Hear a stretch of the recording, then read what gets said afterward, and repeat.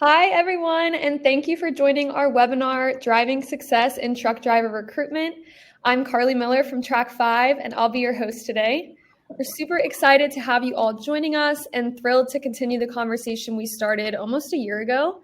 We have some fantastic panelists who are back to share their insights once again, as well as some new faces that we're excited to have join the squad.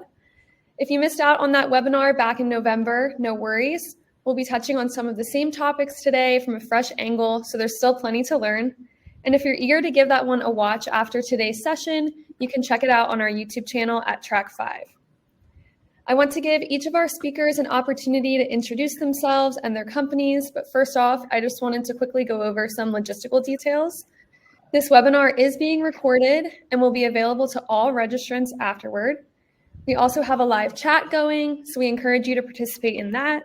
If you have questions throughout the webinar, don't hesitate to type those in the chat. One of our awesome team members here at Track 5 is monitoring those, and we'll be throwing questions over to us to cover at the end. Now, I'll go ahead and hand it over to our CEO, Oliver Feakins, to give a little background on who we are at Track 5 and alltruckjobs.com, and then we'll jump into some introductions with the rest of the panel. So Oliver, whenever you're ready. Awesome. Hey, everybody, just want to say thanks for joining. We'll keep it short here. My name is Oliver Feakins. I'm the CEO of Track 5. We own alltruckjobs.com and several other platforms in different industries. We're really happy to have everybody here. Really happy to talk some driver recruiting. I know it's been a tough couple of years for probably everybody logged in here as far as the market. So I think we're excited to share some things that we've seen, some things we've learned, and also kind of what we see coming forward. So with that being said, I'll pass it back to the next person to introduce yourself. I'll kick it over to Sam. Go for it. Hey, Sam Elitzer, owner of TruckersReport, and we also an online community for truck drivers. We also own Hammer, which is Google Maps for truck drivers, keeps them away from low bridges and off of roads that an 80,000 pound vehicle shouldn't be on. Who am I passing? Darin, go for it. You make me follow the guy with the best voice on the whole thing. Seriously. We should have talked about this. My name is Darin Williams. I am the president at cdljobs.com, and 2024, we are celebrating our 25th year in business,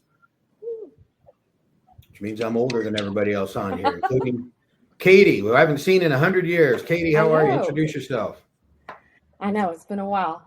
I'm Katie Signa, and I'm filling in for Natasha Hammock. I mainly work on the corporate marketing strategy side with the team, but I do help out with the sales side, with the sales team at Hiremaster. Happy to be here. Carly, thank you for sending me everything over so quickly. I appreciate it. And yeah, it's good to see some faces I haven't seen in a while. Happy to have you, Katie. Thank you. Matt, do you want to go next? Yeah. Sure. I'm Matt Holmbäck, one of the co-founders and CEO here at Lanefinder. Haven't been around as long as Darin, but super excited to be here and learning alongside all of you. All right, Sean. Oh, I think they said the best for last, but Darin's already gone. I don't know why Darin's last to do introductions. But Sean Horton, I am the Vice President of Sales and Business Development with jobsandtrucks.com, a business unit of the jobsandlogistics.com group. Very much happy to be here. Looking forward to learning and sharing with some of the great colleagues as we take on driver recruitment in 2024. Woo, great. Thank you all so much for sharing. You guys are a fun group. I liked that little popcorning action we had going. But with that, we'll dive right into our discussion. So I want to start with a reflection on the past year. Since our last conversation nearly a year ago, what significant changes have you observed in the driver recruitment industry? And whoever wants to hop in first, you can go ahead. I'm going to go for it, guys. Compensation is the key change.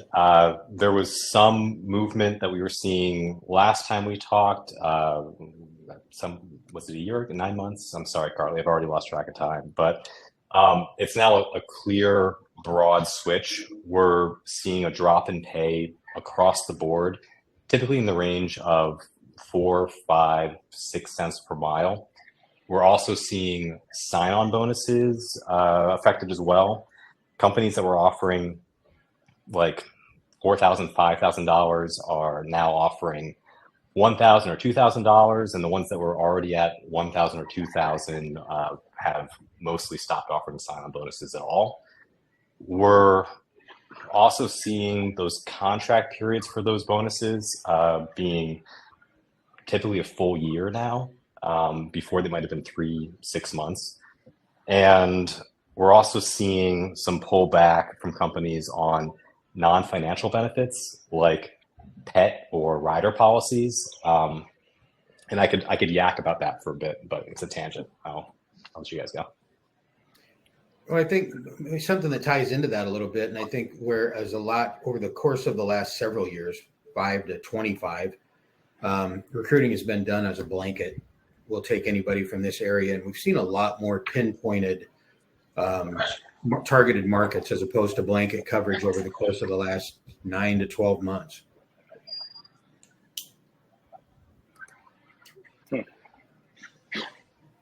Anyone else want to hop in there?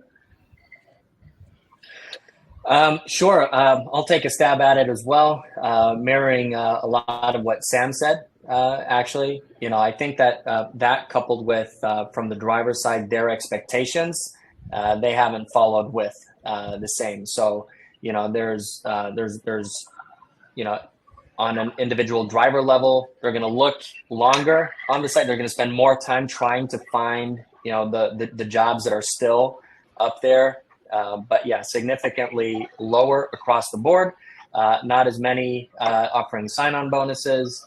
And but yeah, the driver expectations though haven't really changed as quickly. But even though they're getting there, they're not as quick to adapt in the mindset of it. So unfortunately, it's been a tough year, I'd say, for a lot of the small to mid-sized carriers that we have. A lot of them are struggling, and one of the things that we noticed a few months back is, if you look a couple of years ago or even a year ago, it was more, if you find that perfect driver that's a perfect fit for you, you might go out and buy a truck probably a year and a half, 2 years ago. Today, if they lose somebody, they're opting to fill that truck, but not necessarily growing their fleets.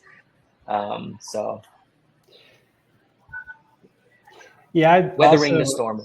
Yeah, I'd also jump in from the carrier's perspective too, as budgets have been slashed, recruiting staff has been slashed.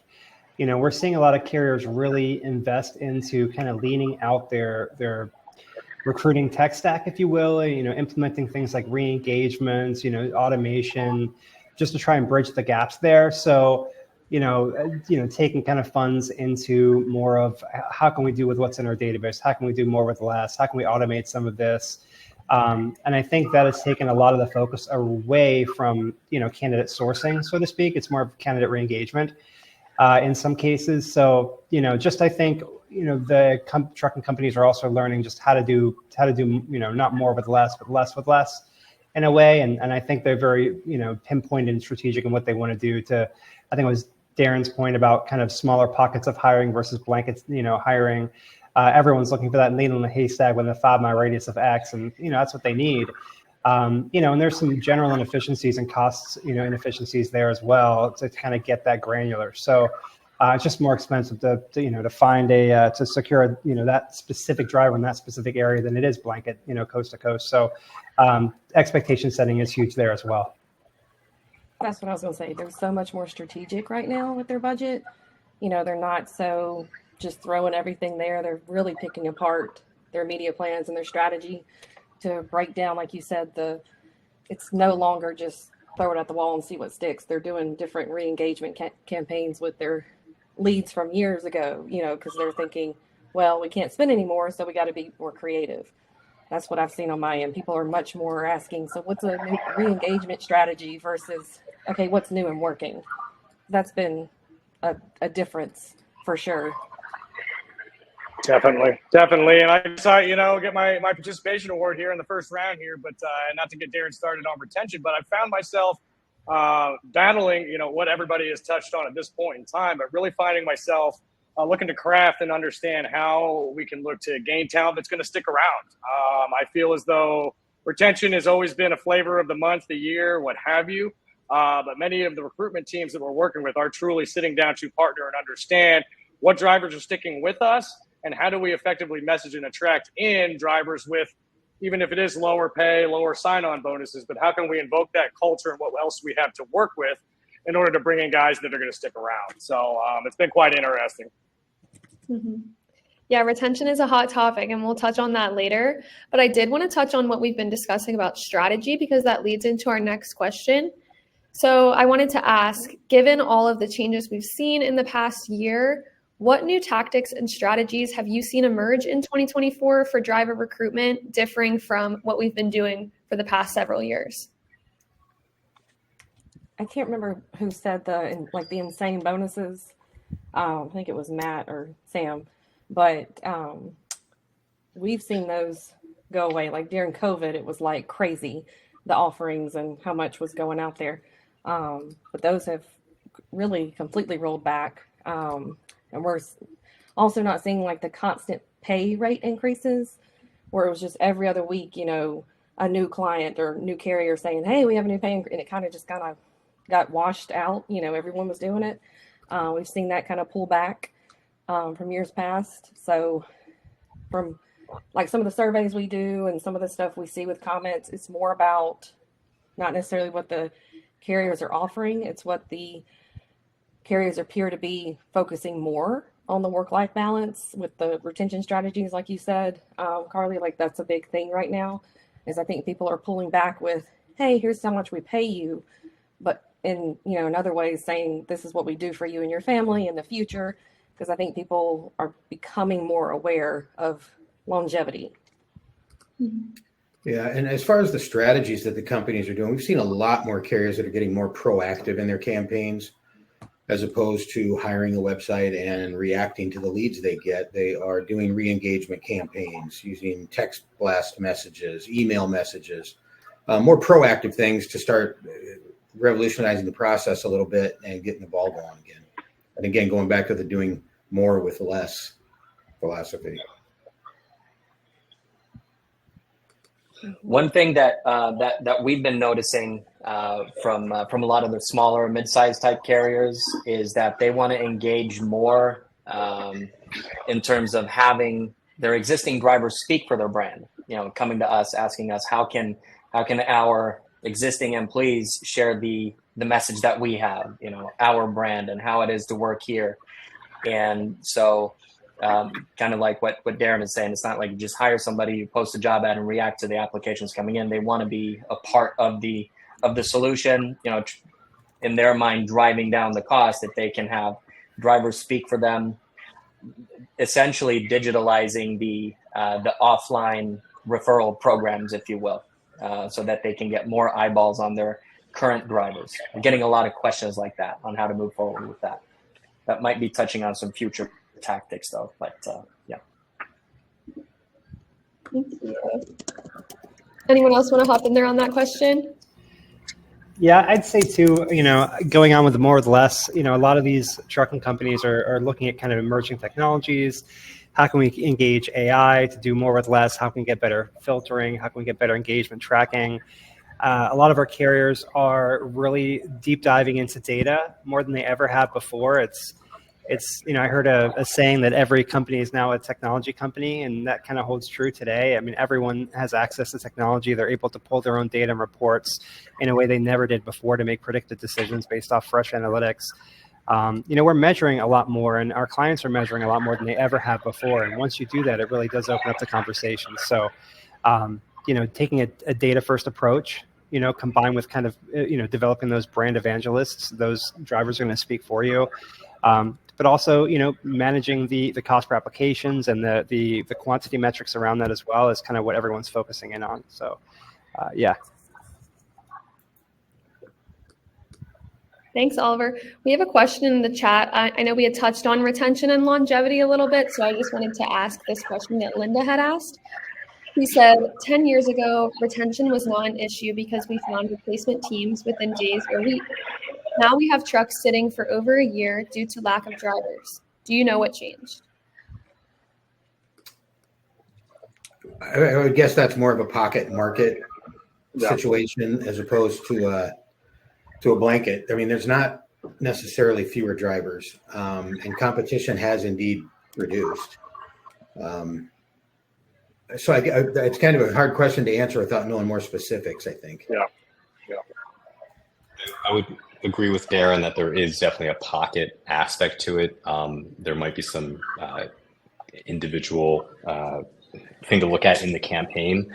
To join it with the question that John asked about reaching drivers where they live online. Years ago, the shift to Facebook groups changed the game. Landing pages, match leads, et cetera. What is new, if anything, leading into 2025 for outreach? And to Linda's question about retention, replacing these people, let me try and merge these two. There has been, of course, people retiring, right? And as people retire, as new people come in, some channels that were good and reliable become less so. TikTok is a thing now, right?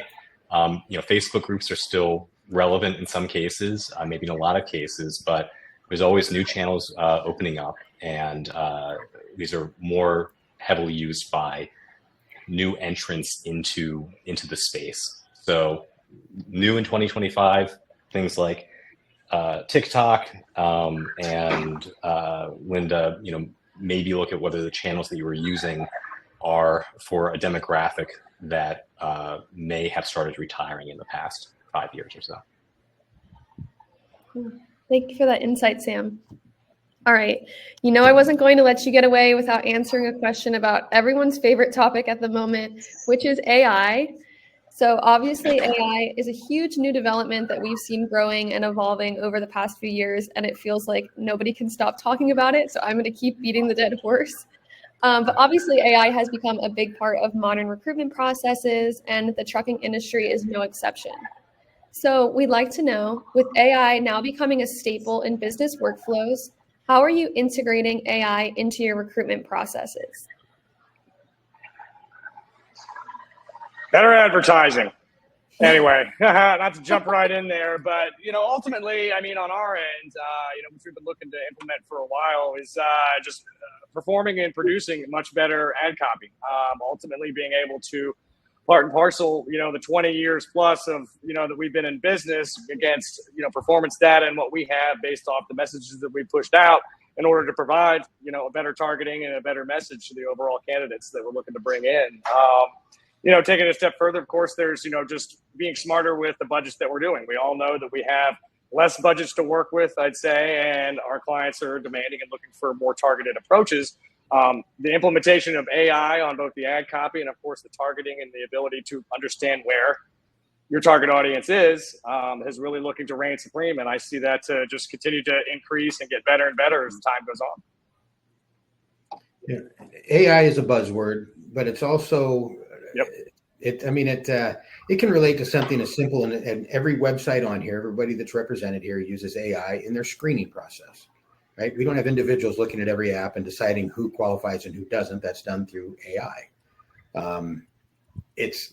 I don't know. Recruiting at the end of the day is always going to be a very personal, one-on-one situation. So as far as AI taking over recruiting per se, as far as the day-to-day, I'm going to hire this driver, I have a hard time believing that's going to happen anytime in the very near future. But AI has shaped all of our lives just in the implementation of the websites that we've built over the course of the last 20 years. Yeah. And I think AI is more than just, internal recruiting processes. It's, going to help you with your strategy. It's going to help you look at data differently, maybe more in depth. Like for digital strategists, I think it'll help them for their day-to-day pieces and not so manual, driven. So while it may not be so much right now with the recruitment processes, I think it is definitely with, if you've got internal marketing teams, I think they could, benefit from taking a look at certain AI platforms to just help them with their day-to-day tasks.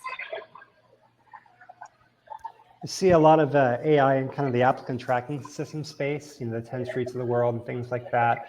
You got to be careful how you use AI. It's one of those things that we view as an efficiency and kind of an accelerant. So we'll use it in job matching. When we, for example, target signal analysis of our users that are using our platforms, what jobs they're looking at and when, where, how, which ones they didn't, which ones skipped. And we use AI to essentially analyze that type of pattern to be able to find when someone's looking for a new job, what they might be interested or not interested in, to get better matching, so they're better, more hireable. We'll use it for data compression to be able to pull the right data into their ATS and jobs out if they're missing things. Or, one of the problems that we face, and I'm sure some of the people in this webinar face, is, clients love them, but not always. They don't always give us the data in the way we need it, right? So sometimes it's, here's a big pile of XML, figure it out, and it comes on the site. If left unchecked, it looks like crap, and no one applies to it, and people wonder why they do or don't get results, right? So we use AI to help pull out some of these different schemas and make sure everything's organized. But clients can really use AI, and where we're seeing it is, basically not replacing recruiting, but replacing everything from lead acquisition to recruiting. So, for example, you can use AI to search resume databases, source candidates over a specific criteria, even send them or email them specific job copies or intro emails. You can use it for job descriptions, job postings, at scale. So you can do thousands of these in relatively minutes.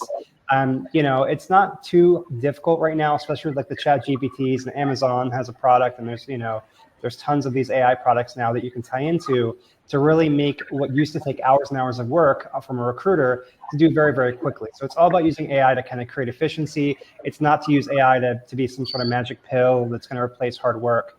And I think as more platforms tie into it and offer more options there, it's going to be more, democratized and just easier to be accessible for the small and medium-sized carriers as well. But there's a lot of things you can be doing today, which would help save a lot of time using, just a simple GPT API and tying into that. So,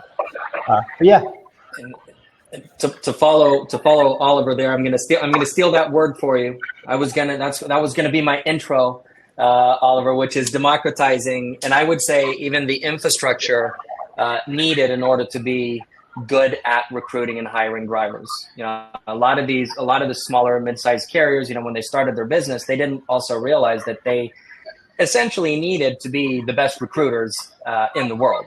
So me personally, I have a background working as an applicant tracking system in 40 countries, every industry vertical out there. And I can say by far, hiring and recruiting truck drivers out of all those industries is by far the hardest. And specifically because most companies, unless you use a well-established applicant tracking system and you have the manpower in your team and that infrastructure to handle, 100, 200 driver leads coming in, you need to have that infrastructure. Most small to mid-sized carriers don't have that. And that's where I see a major shift towards smaller, medium-sized carriers to being able to grow into the future as well, to where, essentially as soon as you've had a phone call with the driver, the AI already knows you agreed upon following up tomorrow. They've already requested your driver's license. This is the MVR check that has been ordered. So basically packaging the whole thing for the carrier. So magically, an hour, 2 hours later, the heavy lifting is done. That's where we really see AI talking about workflows coming in. Besides all the other amazing points mentioned and that was hit on before from the driver's perspective. And we're speaking from the carrier's perspective. We're seeing a lot of adoption of AI in that middle point of that workflow, where when drivers are looking at the landing pages, the application pages, previously the way that companies stood out was that the very largest companies would have these extremely slick videos, drone shots, these high production value videos that stood out from all the static images. And in the past few months, past year, we have seen smaller carriers, instead of spending the $20,000 that they truly can't afford on these high production value videos, they're spending $20 on a chat GPT or a Canva subscription and churning out a lot of variations of different images of trucks, things marketing their company in maybe, I don't want to say edgy and make it sound unprofessional, but just kind of pushing the envelope on graphic design and quickly trying a bunch of different versions of these graphics to see what gets people applying and then continuing to refresh that. So that's kind of a maybe obvious, very simple way that AI is making an impact. And again, democratizing the recruitment process. Thanks, everybody. I really like we got a variety of perspectives there, and Sam, so Canva speaking to my soul here. But we have a question in the chat that actually leads right into our next question, which is another kind of hot topic, pandemic. Everyone's still talking about how things are going post-pandemic, but like every other industry, trucking saw some major changes during the pandemic and is still reeling with some of those impacts even several years later. So how has the trucking industry's post-pandemic landscape changed the way that you source driver candidates? Yeah, so I'll jump in that one real quick. So definitely, we're focusing more on quality metrics. So, before it was, when there was just a volume need, it was just, coast to coast, as many drivers as possible. I mean, that's kind of where everybody was heading, right? Not that we weren't focused on quality, but we had a massive amount of volume to deliver during the pandemic for a lot of clients. And one of the benefits of the market kind of shrinking down is it's really given us the opportunity to focus on closing that loop of placements and quality and engagement and how to hire those drivers that are going to, stay on and stay long term.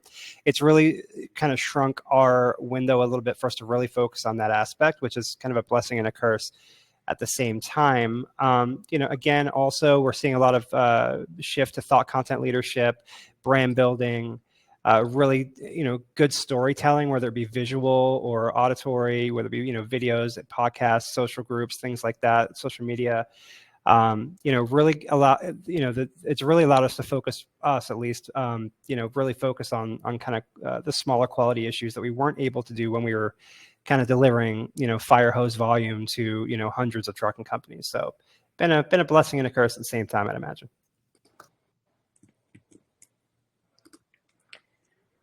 I was just going to say, I think we kind of touched on this, but like the ad copy changes since COVID, instead of, carriers saying like we're paying the highest cent per mile or, pushing their highest annual salary average, just money. We had a lot of, and we see people doing more so of like the home time and benefits and more wanting to know like guaranteed pay, what they're actually taking home versus like what the top, 10% earn. I think that's a big difference for maybe what like we were talking about people retiring and new people coming in. I think those people coming in want to know what they're actually going to be earning versus the potential. Because I think when you get to the company, then you can know your potential. But, as a newbie, you want to know, okay, what is my paycheck? So I think the whole take home pay versus the top drivers earn up to has changed a lot in our ad copy from COVID. Carly, do you want us to answer questions as they come up in the question chat, or do you want to save them for later? We're going to save some for later. If there's one that's relevant, you can totally pop it in and answer it now, but we'll also save some time at the end. So is there a question you wanted to answer, Sam? Heidi, maybe I think it's probably more relevant for us to answer at the end, but okay. Yeah, good question. Perfect. Okay, so we're going to go back to driver retention, which was a hot topic that we got to chat about in our last webinar. And I'm excited to learn a bit more from you about maybe what has changed with your processes or any other valuable insights you have.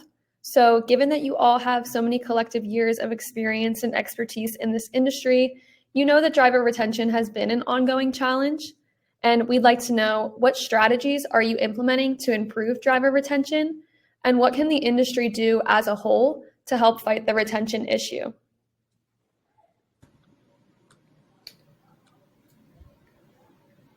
Well, as I guess, first and foremost, we're in the lead generation business, right?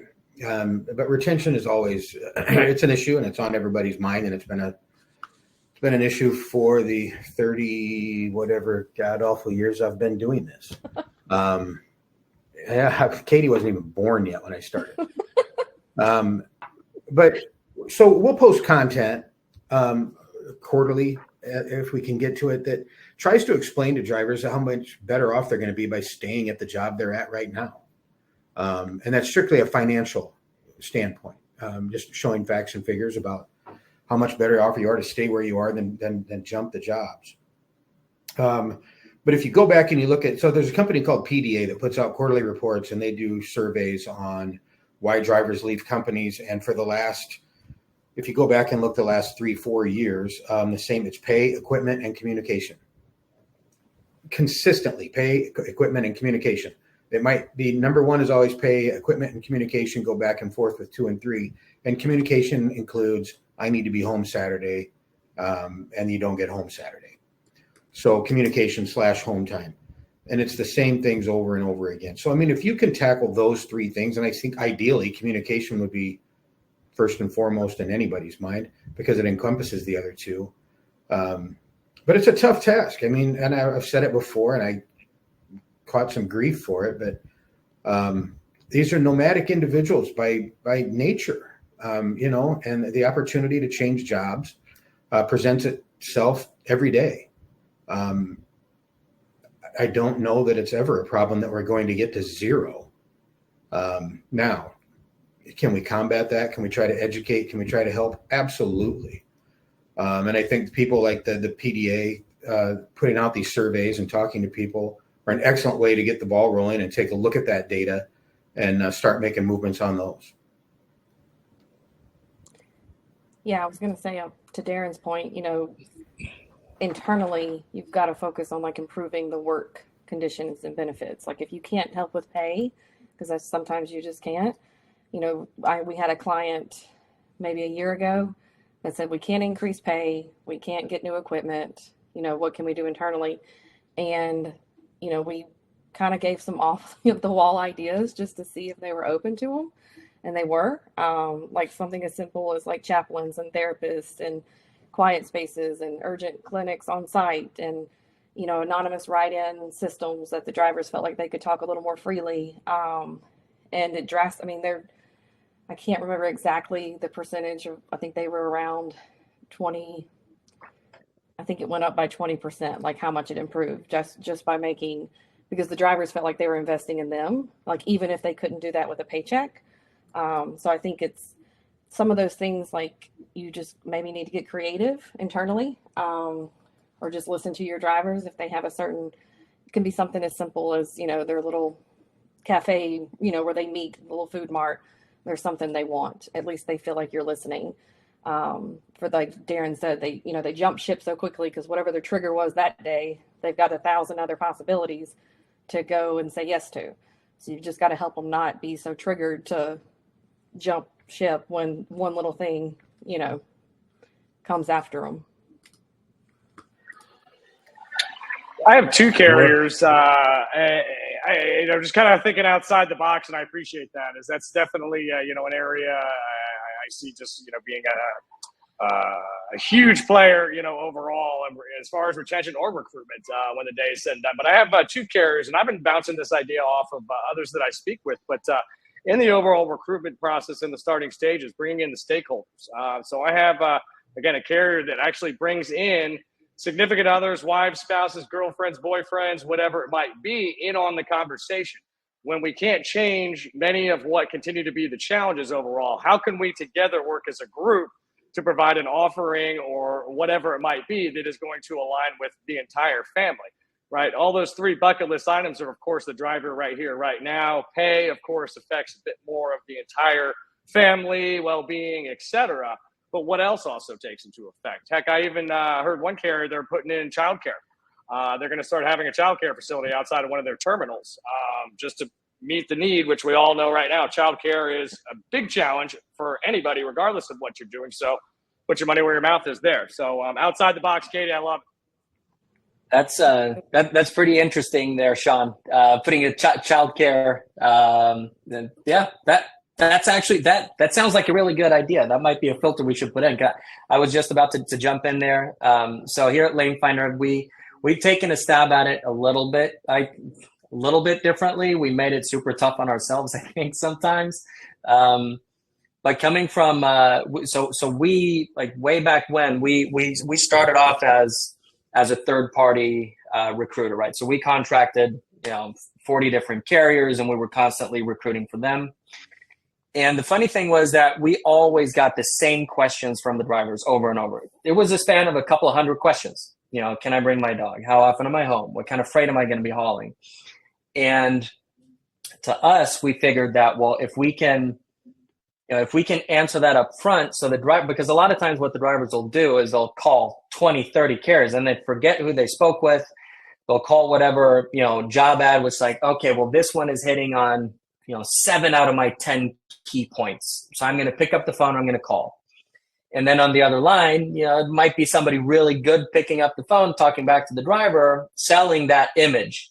That's where you want to hit them with, like, kind of what Sean was talking about, to really capture that good feeling, if it's true as well. Otherwise, if reality doesn't meet expectations, obviously there's going to be a retention issue. I also think that it's kind of tough to put, if you're mainly providing leads, I think that it's a very tough thing to ask from, top funnel to solve retention, which is a little bit further down in the funnel. Then you get into, softer values. Yes, I mean, we've taken a stab at not charging top funnel. So we only charge for at the end of the top funnel when somebody's been hired. So it's in our interest that they do stay. And so that's one approach that you can take. That's the road that we've taken. And but it all depends on the business model and what kind of where you're at. So I think too, just to jump in, primarily most of us are candidate sourcing side, right? So lead gen. One of the things that we've been asking ourselves over the last couple of years, and we've been doing a lot of research and making changes specifically in testing, is what part do we as lead generation providers or marketplaces play in the retention game? So not so much for kind of what Darin was saying, where it's like we're not on that side of the funnel, but we kind of are in a way, right? Like if, I'll give you an easy example. If, somebody applies to a carrier through one of our marketplaces or job boards or whatnot, right? And we're immediately blasting those people with other opportunities 30 days in, 60 days in, 90 days in, showing them more rates. We're somewhat culpable. And I know that's not a standard practice, but that's a good example of maybe a part of the responsibility as lead generators that we share in the retention game, right? So we've been asking ourselves as a business model, as a marketplace, where do we stand on that, right? So we obviously want to, remarket and engage a community of drivers. But on the same hand, we want to do so responsibly in a way that doesn't pluck a driver away from someone who's there, but we also want to be there when they're looking, right? And when they're ready. So it's a really, really thin line. And what we've been doing is kind of using like closed loop data from the ATSs to kind of basically figure out where do they go? When do they come back on the platform? What has happened in between there? What did they apply for? Is it different? What was the main differentiator? Was there anything there we can do? It's the data is not really accessible in a way that we really need it because there's a lot of gray there. But, we are asking ourselves that question is when is that right time? Like how do we engage a large, community of drivers, professional drivers without, stepping on the toes or luring them away from somewhere we've just placed them or vice versa. And I think we probably would there's no right answer there. It's all different for everybody, but it is something to consider, One interesting data point.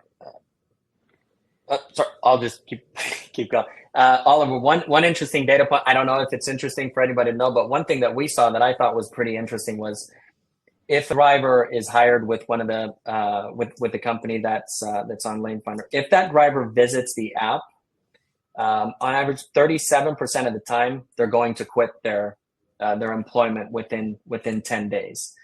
So that might be an interesting data point for you guys also, if you're not tracking that. I'm assuming it should be fairly similar across. I'd love to take a second to advocate for a change, tagging on to what Oliver was talking about, where, as advertising companies, we want to get you not just a lead or a driver, but the highest quality driver, somebody that is going to stick around. We know that's something you guys think about in terms of what's the retention rate on this, applicants hired through this source versus others. And we'd really like to see more data sharing coming back to us from ATS providers. We're not trying to use that data to do anything untoward. We really just want to do it to sharpen up our own matching algorithms and how we are figuring out who to put you with. We already do this on the stuff that we can control, like making sure that we're not sending you applicants that haven't given permission to text, or just don't seem to be high intent, high interest job seekers. And I'll say that the ATS providers in our industry are making steps towards this. And I would say if you can encourage them to continue taking those steps and giving you the option of sharing this data with us in order to make your campaigns more efficient and higher long-term value for you, that's something that we would very much like to see happen. I think it's better for all everybody in this space if there's more access to data when given permission to view it. And I'd also jump in there too and encourage, I would say, a fair amount of you work with advertising agencies as well. I would encourage your advertising agencies to release that information to us as well. Oftentimes they're able to get it, and it's not always shared back to us as sourcing providers. And it's extremely helpful. We have a couple agencies that are really transparent with the data that they have, and it's really helpful for us. But it's sometimes really difficult to get either representatives of companies or their agencies on the phone to talk about retroactive data. It's not exactly high priority for them, in their perspective. And to us, it kind of is. We need that data to be able to make corrections. We need that data to improve. So, I would advocate not just for the ATSs, but I would say any stakeholder in the organization or agency as well. Great. Well, thank you all for sharing, and I really appreciate your willingness to kind of dive in on driver retention again. So now I'd like to touch on industry consolidation. We can see that the trucking industry has seen its share of consolidation lately, and we'd like to know, how has that industry consolidation impacted how you work with clients?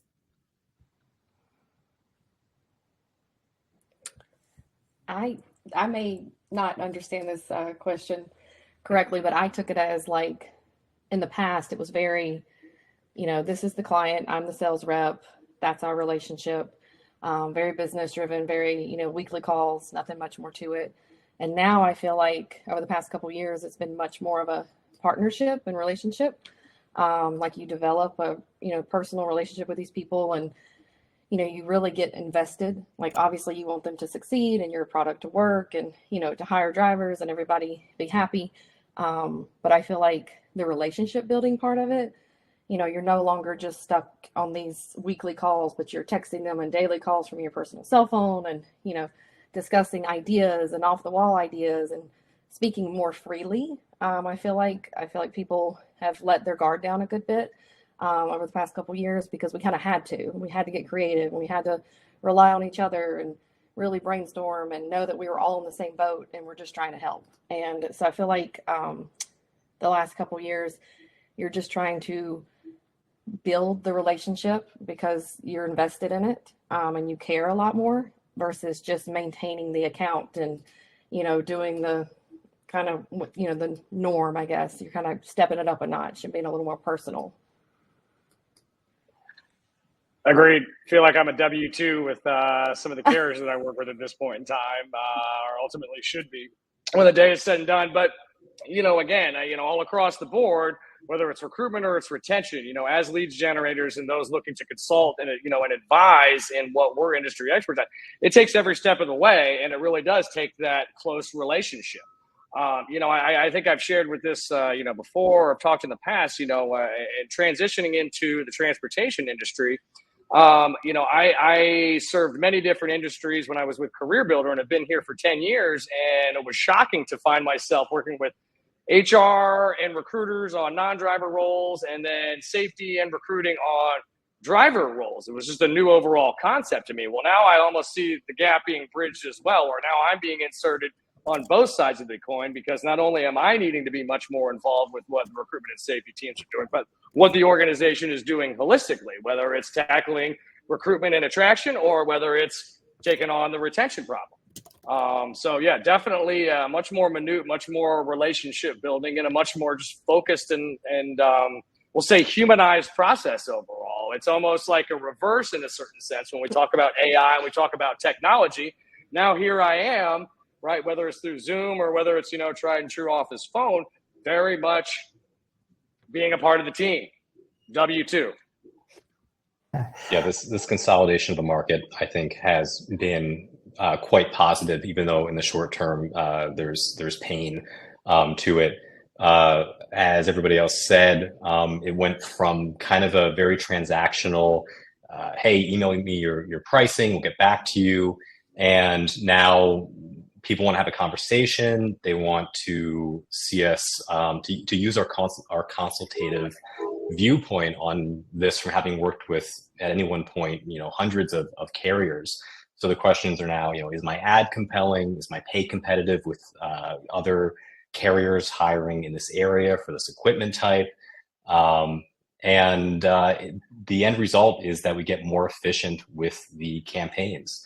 The more information that you can share back, and the longer conversations that you can have with your recruitment advertising providers, just helps all of us sharpen your ad. It's not a post it once and then you get what you get.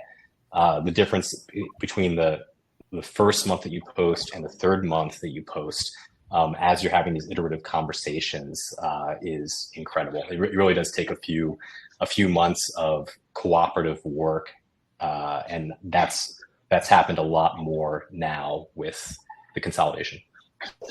Yeah, and I'd also throw in there too, as far as consolidation, like as far as roles, right? So during the pandemic and kind of coming out of it, we kind of see a little bit of a convergence between, we'll call it ATS, generic platforms, even advertising agencies, where the lines are a little blurry, whether there be, ATS opening up, a job store, or, certain other providers kind of jumping in the sourcing game or whatnot, and, or agencies opening up other avenues for sourcing leads beyond, their creative and things like that. So it can become a little bit of a messy, process at some point, where everyone's kind of dipping in and double dipping. And I think that carriers sometimes lose a little bit of efficiency that way. There's a lot of times where we're double dipping between agencies or tool sets or ATSs. And I think what we're really trying to advocate for our clients is to try to bring this all together and be part, to your point, Sam, like get a seat at the table with everybody to kind of help drive the campaign together, instead of just all working siloed in our individual ways, because that's how we feel we're going to create efficiency. It doesn't always happen, and I think everyone's just trying to do the best they can, but it does create kind of a too many cooks in the kitchen sometimes, in that case. But it is what it is. Awesome, thank you. Does anyone else have anything to add before we move on? Perfect. Okay, so I know that we touched on strategy a little bit, but now I want to move on to trends. So what market trends have you seen emerge in the last 12 months? And how do you think that those trends will grow into 2025, or if some of those trends will disappear in 2025? This might be overly granular, but we are seeing clients who still have manual transmissions as being part of their fleets, having an increasingly difficult time filling those manual transmission trucks. And in some cases, if the entire fleet, or the majority of the fleet is manual, then they've really keyed in on where they can find these drivers. But for fleets that have just like, the last 10%, the last, 12 trucks that haven't been gone through the refresh cycle yet, really struggling to get those manual transmission trucks filled. We're also seeing some kind of inflection point on SAP, Drug and Alcohol Clearinghouse issues, and it's really a legally thorny issue around that.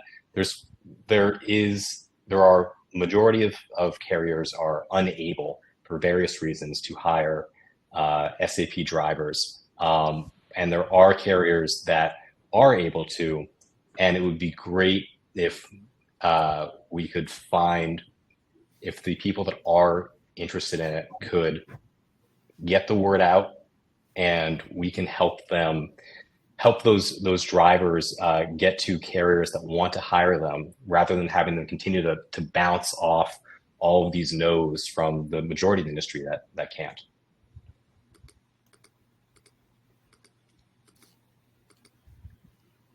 Thanks, Sam. Anyone else want to hop in there on trends? I'll just double down on the smaller needs versus the pinpoint searches, right? Also, what we've seen too is just some changes in digital landscape. For example, we've seen more hires from certain ad sources that typically during the pandemic would have been really, really great, and normal. So we're just seeing also people shift from out of social a little bit more, moving more into more transactional search patterns, like whether it be Google or programmatic or other job aggregates and things like that. So we're just seeing a lot of kind of a shift in how certain channels are behaving post-pandemic. Nothing seismic, but enough to move the needle and for us to optimize. And I think having that data source and being able to really tie those back is super, super important, as we're talking about with like AI and data normalization. But there is definitely some trends related to how drivers are searching online, how they apply, and also what goes into their criteria for choosing a carrier. And yeah, it definitely is trending. It's definitely trending different. I think there's trends on who is advertising as well. 5 years ago, we all had the big box companies on the websites, and that was who we dealt with. Starting to see a lot more last mile delivery type services, and that's just due to e-commerce, and that's not going away. And I think that's also spurred the LTL markets a little bit, where LTL companies in the past didn't need to advertise, and now they do. I don't see those trends going away anytime soon either. Great. Thanks, Darin. We're going to ask one more question before we open the floor for audience questions, because we're somehow almost an hour in. But I'm really excited to hear your answers to this question. I think it's a fun one. So I want to know where your specific platforms are headed. So can you all share your platform's main focus areas for these last 5 months of the year and where you're headed in 2025? I can start us off. Obviously, we're trying to enhance the AI-driven recruitment solution part of the game. Just further refine, AI algorithms and better candidate matching and predictive analytics to improve, the client strategy and overall marketing recruiting planning. So they're relying on data. In the past, I know, Darin, in the past, we would talk about, you would be waiting on something for me because it was the 30th of the month, because we hadn't had the data yet to look at, how things worked out to keep going or not. And so now with not just AI, but, all the analytics everybody sees, you can make changes throughout the month. You don't have to wait like we used to have to wait just, almost a month to see how the previous month did. We're trying to take more, actionable steps to even improve that even greater. And like Darin was saying, it's no longer just the normal audience that we've seen in the past that we've worked with. There's so many other little guys that are kind of popping up that, they may enhance the talent pool. So, and having access to work with them, it may help overall, like the driver shortage. Maybe there's an untapped audience that with these other smaller aggregators may build us up to help us out in the long run. So we're looking at, broadening the reach and diversifying the candidate pool access through Hiremaster AI. So that's kind of where we're at right now. Thanks, Katie. So we take kind of a roundabout way to development of the platform, where our candidates come from using our community and using our navigation tool. So we focus on improving those things, and then that has a downstream impact to the overall development of the jobs part of it. But separately from that, it's got to be compliance. There are a lot of changes that have come in over the past few years and are certainly coming in over the next 6 months in terms of passing along leads to clients in ways that the FTC has, given their blessing on. They've made some very big changes in the past half a year that are going to impact a lot of lead purchasing. And we need to be in front of those things and make sure that we are staying on top of compliance and not getting behind. Thanks, Sam. Driver experience and the driver as a whole is really a strong stance that we've taken. Really, I'd say, stemming from last year, rolling on into this year, and of course on the bucket list for 2025 improvements. But overall, just the driver experience. There is so much in our world that we know all and understand, whether it be from the seats that recruiters, directors, recruiters sit in, vendors, etc. But the driver themselves really has no idea essentially what's going on. And like we hear all about in recruitment and talent acquisition, that candidates aren't trained to be professional candidates. So, improving and developing a much better candidate experience and helping them along the way to understand all the moving pieces that are involved and why they're there. An easy example, in communicating is AI and chatbots, right? I think there was a story, I want to say last year, with a couple of guys that showed up to orientation, found out they couldn't meet Olivia and left, right? Well, why is that? Now, all of a sudden, there is kind of a negative connotation that could be associated with dealing with chatbots. Do I want to deal with it? Well, why could it be important for you? Or why does this employer have this in place? Drivers and those involved don't necessarily know and understand that. So we're really taking an approach to make it a much better experience overall, but also be effective in messaging and helping all parties involved to, to understand each important piece or in the step along the way with the services that we offer and the services that we provide. Thanks, Sean.